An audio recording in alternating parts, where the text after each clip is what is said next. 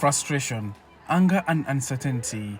These passengers are stranded, many of them traders who regularly cross the border between Rwanda and Burundi for work.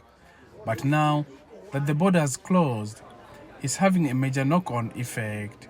Doreen Shimirimana works for a transport company. She says they are forced to use alternative and longer routes. The transport business is not doing well compared to before because of the border closures.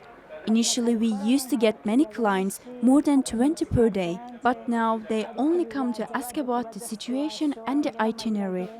Burundi's decision to close the border followed the brutal killing of 20 people, including 12 children in their village. It accuses an armed group that the government says is backed by Rwanda for the killings, but Kigali rejects the allegations.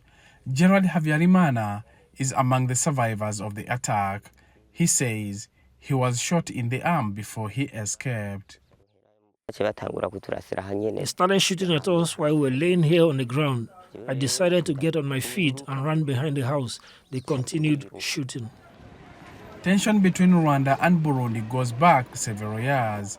Burundi accuses Rwanda of masterminding and harboring the people behind a failed coup attempt in 2015. The border closure is now affecting traveling to Uganda and Kenya. Rwanda says it not only violates the principles of regional bloc, but it risks lucrative cross-border trade.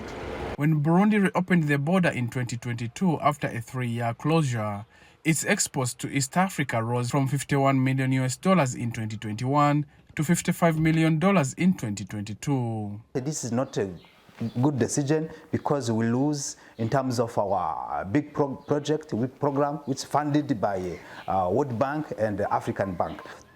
In the meantime, local people who depend on the crossing for their livelihoods can only wait and hope that their leaders solve their differences. Moses Havyarimana, Africa Matters, Bujumbura.